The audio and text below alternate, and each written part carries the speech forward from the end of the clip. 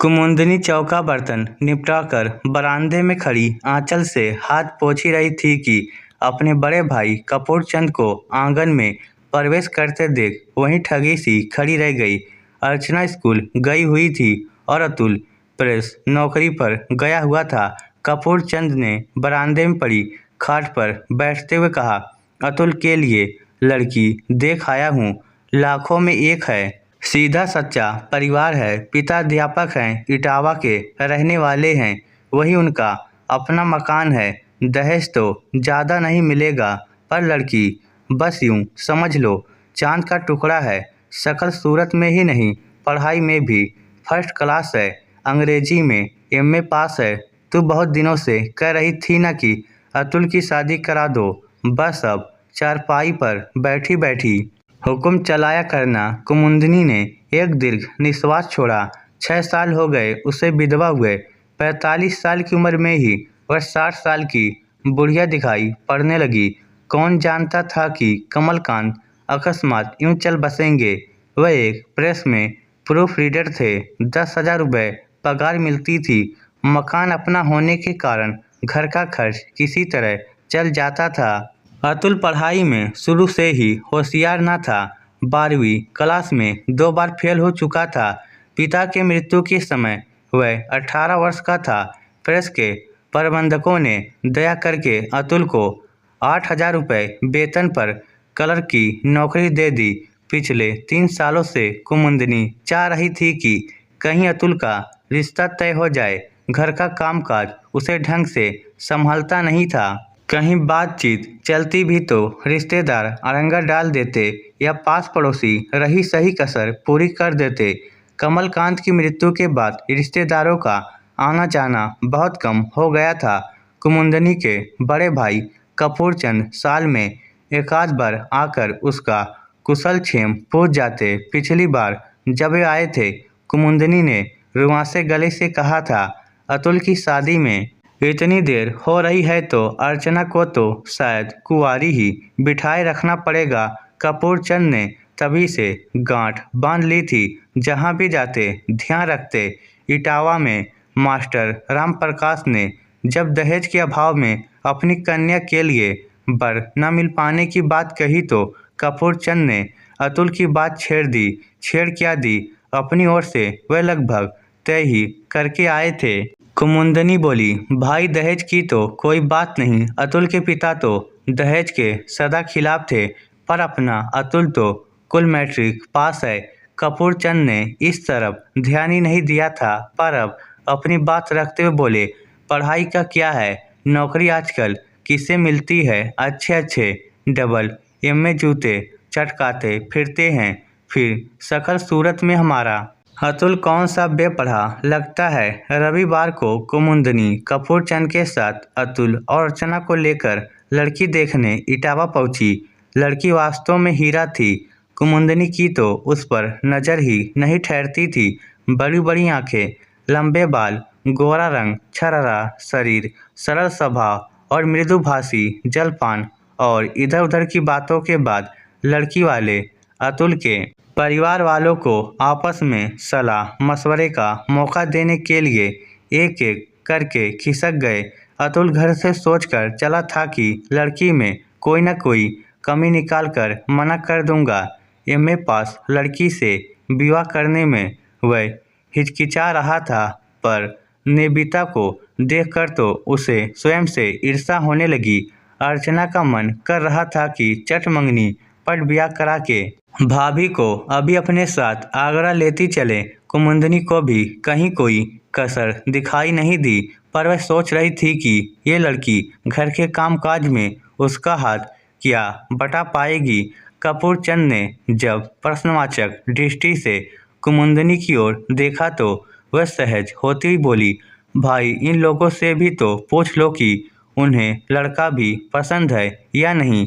अतुल की पढ़ाई के बारे में भी बता दो, बाद में कोई ये ना कहे कि हमें धोखे में रखा। कपूर चंद उठकर भीतर गए। वहाँ लड़के के संबंध में ही बात हो रही थी। लड़का सबको पसंद था। निबिता की भी मौन स्वीकृति थी। कपूर चंद ने जब अतुल की पढ़ाई का उल्लेख किया तो राम प्रकाश के मुंह से एकदम निकला। ऐसा लगता तो नहीं है। फिर अपना निर्णय देते हुए बोले, मेरे कितने ही एमए पास विद्यार्थी कई कई साल से बेकार हैं, चपरासी तक की नौकरी के लिए अप्लाई कर चुके हैं, पर अधिक पढ़े लिखे होने के कारण वहां से भी कोई इंटरव्यू के लिए नहीं बुलाता। निवेदिता की माँ को कोई आपत्ति नहीं थी। हाँ, निवेदिता के मुख पर पल भर को सिकन अवश्य आई, पर फिर तत्काल ही वह बोल उठी, जैसा तुम ठीक समझो माँ। शायद उसे अपने परिवार की सीमाएं ज्ञात थी और वह हल होती हुई समस्या को फिर से मुश्किल पहेली नहीं बनाना चाहती थी। कपूर चंद के साथ राम प्रकाश भी बाहर आ गए। समधिन से बोले, आपने क्या फैसला किया? कुमुदनी बोली, लड़की तो आपकी हीरा है, पर उसके योग राजमुकुट तो हमारे पास है ही नहीं। राम प्रकाश गदगद होते हुए बोले, गुदड़ी में ही लाल सुरक्षित रहता है। कुमुदनी ने बाजार से मिठाई और नारियल मंगाकर निवेदिता की गोद भर दी।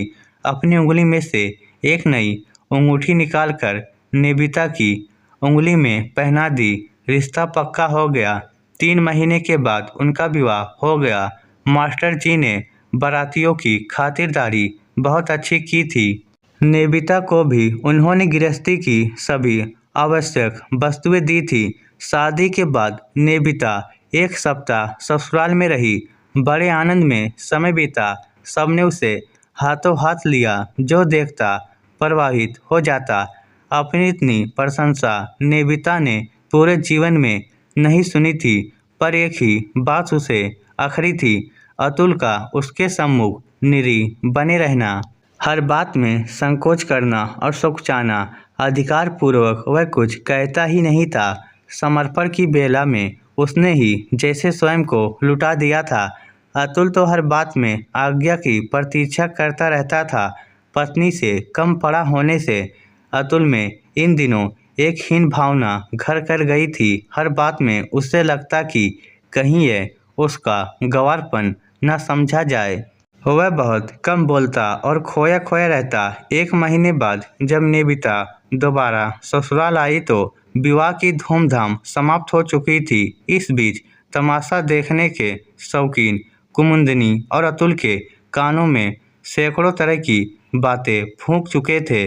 कुमुदनी से किसी ने कहा, बहू की सुंदरता को चाटोगी क्या? पढ़ी लिखी तो है, पर फली भी नहीं फोड़ने की। कोई बोला, कल ही पति को लेकर अलग हो जाएगी। वह क्या तेरी चाकरी करेगी? किसी ने कहा, पढ़ी लिखी लड़कियां घर के काम से मतलब नहीं रखती, इनसे तो बस फैशन और सिनेमा की बातें करा लो। तुम माँ बेटी खटा करना। किसी ने टिप्पणी की, तुम तो बस रूप पर रीझ गई, नकदी के नाम क्या मिला ठेंगा। कल को तुम्हें भी तो अर्चना के हाथ पीले करने हैं। किसी ने कहा, अतुल को समझा देना, तनख्वाह तुम्हारे ही हाथ पर लाकर रखे। किसी ने सलाह दी, बहू को शुरू से ही रौब में रखना। हमारी तुम्हारी जैसी बहुएं अब नहीं आती हैं, खेली खाई होती हैं। गरज ये कि जितने मुँह उतनी ही बातें। पड़ोसियों ने और सहेलियों ने न जाने कहाँ कहाँ के झूठे सच्चे किस्से सुनाकर कुमुदनी को जैसे महाभारत के लिए तैयार कर दिया। वह भी सोचने लगी, इतनी पढ़ी लिखी लड़की नहीं लेनी चाहिए थी। उधर अतुल कुछ तो स्वयं हीन भावना से ग्रस्त था। कुछ साथियों ने फिक्रे कसकर परेशान कर दिया। कोई कहता, मियाँ तुम्हें तो हिज्जे करके ही बोलना पड़ता होगा। कोई कहता, भाई सूरत ही सूरत है या सीरत भी है। कोई कहता, अजी शर्म हया तो सब कॉलेज की पढ़ाई में विदा हो जाती हैं, वह तो अतुल को भी चौराहे पर बेच आएगी। दूसरा कंधे पर हाथ रखकर धीरे से कान में फुसफुसाया, यार हाथ भी रखने देती है कि नहीं। निवेदिता जब दोबारा ससुराल आई तो माँ बेटे किसी अप्रत्याशित घटना की कल्पना कर रहे थे। रह रहकर दोनों का कलेजा धड़क जाता था और वह अपने निर्णय पर सकपका जाते थे। वास्तव में हुआ भी अप्रत्याशित थी। हाथों की मेहंदी छूटी नहीं थी कि निवेदिता कमर कसकर घर के कामों में जुट गई। झाड़ू लगाना और बर्तन मांजने जैसे काम उसने अपने मायके में कभी नहीं किए थे, पर यहाँ वह बिना संकोच के सभी काम करती थी। मोहल्ले वालों ने पैतरा बदला। अब उन्होंने कहना शुरू किया, गंवाने वाली बहू से ही चौका बर्तन झाड़ू बुहारू शुरू करा दी है। 4 दिन तो बेचारी को चैन से बैठने दिया होता।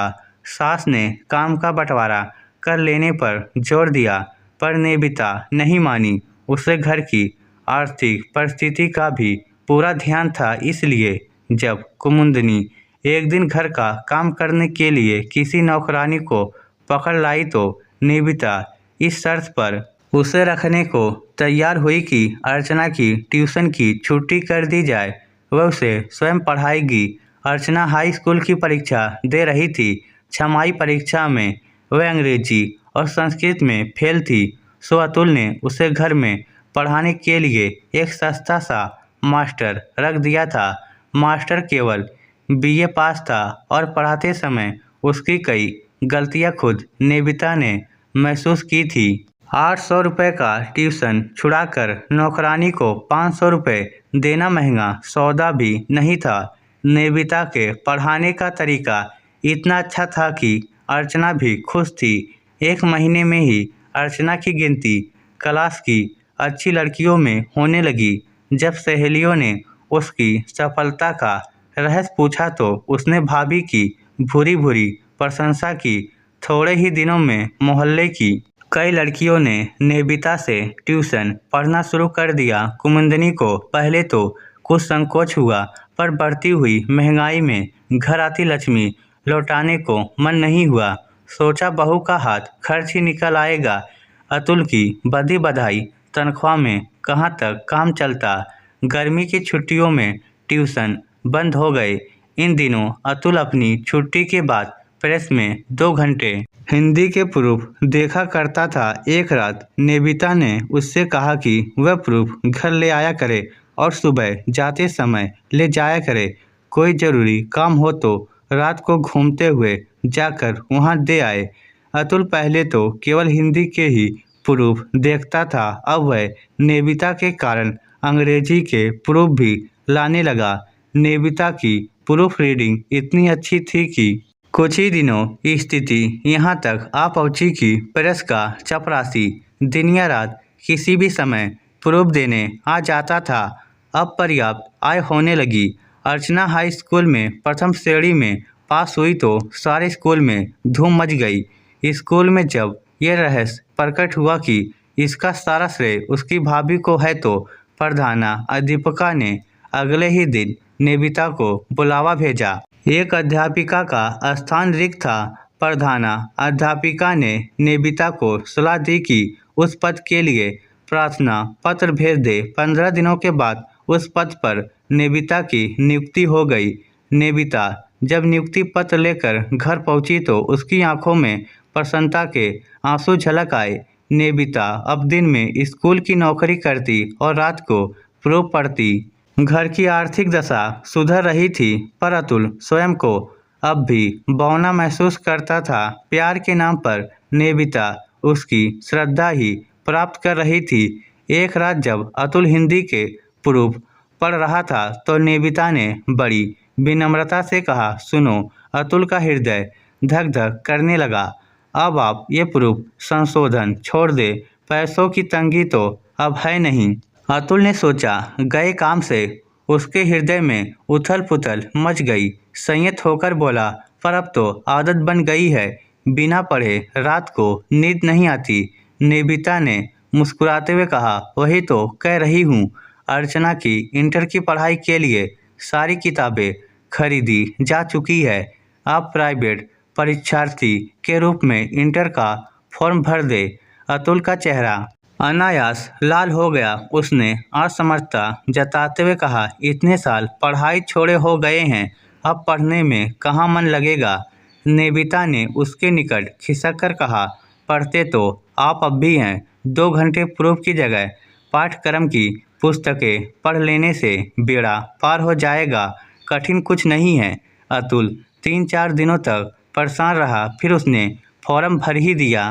पहले तो पढ़ने में मन नहीं लगा, पर नेबिता प्रत्येक विषय को इतना सरल बना देती कि अतुल का खोया आत्मविश्वास लौटने लगा था। साथ ही ताना देते कोई कोई उससे कहता कि वह तो पूरी तरह जोरू का गुलाम हो गया है, यही दिन तो मौज मस्ती के हैं। पर अतुल सुनी अनसुनी कर देता। इंटर द्वितीय श्रेणी में पास कर लेने के बाद तो उसने स्वयं ही कॉलेज की संध्या कक्षाओं में बीए में प्रवेश ले लिया। बीए में उसकी प्रथम श्रेणी केवल 5 नंबरों से रह गई। कुमुदनी की समझ में नहीं आता था कि बहू ने सारे घर पर जाने क्या जादू कर दिया है। अतुल के पिता हार गए, पर यह पढ़ने में सदा फिसिड्डी रहा। अब इसकी अकल वाली डाढ़ निकली है। बीए के बाद अतुल ने एमए हिंदी में प्रवेश लिया। इस प्रकार अब तक पढ़ाई में नेबिता से जो सहायता मिल जाती थी उससे वह वंचित हो गया, पर अब तक उसमें पर्याप्त आत्मविश्वास जाग चुका था। वह पढ़ने की तकनीक जान चुका था। नेबिता भी यही चाहती थी कि वह हिंदी में एमए करे, अन्यथा उसकी हीनता की भावना दूर नहीं होगी। अपने बूते पर एमए करने पर उसका स्वयं में विश्वास बढ़ेगा। वह स्वयं को कम महसूस नहीं करेगा। वही हुआ। समाचार पत्र में अपना एमए का परिणाम देखकर अतुल भागा भागा घर आया तो माँ आराम कर रही थी। अर्चना किसी सहेली के घर गई हुई थी। छुट्टी का दिन था। नेबिता घर की सफाई कर रही थी। अतुल ने समाचार पत्र उसकी ओर फेंकते हुए कहा, प्रथम श्रेणी द्वितीय स्थान। और उससे पहले कि नेबिता समाचार पत्र उठाकर परीक्षा फल देखती, अतुल ने आगे बढ़कर उसे दोनों हाथों में उठा लिया और खुशी से कमरे में नाचने लगा। उसकी हीनता की ग्रंथि चरमराकर टूट चुकी थी। आज वह स्वयं को किसी से कम महसूस नहीं कर रहा था। विश्वविद्यालय में उसने दूसरा स्थान प्राप्त किया है, यह गर्व उसके चेहरे पर स्पष्ट झलक रहा था। नेबिता का चेहरा पहले प्रसन्नता से खिला, फिर लज्जा से लाल हो गया। आज पहली बार बिना मांगे उसे पति का संपूर्ण प्यार प्राप्त हुआ था। इस अधिकार की वह कितने दिनों से कामना कर रही थी। विवाह के दिन से ही अपनी इस उपलब्धि पर उसकी आंखों में खुशी का सागर उमड़ पड़ा था। इस स्टोरी को लेकर आपकी क्या राय है, नीचे कमेंट करके हमें जरूर बताइएगा। धन्यवाद।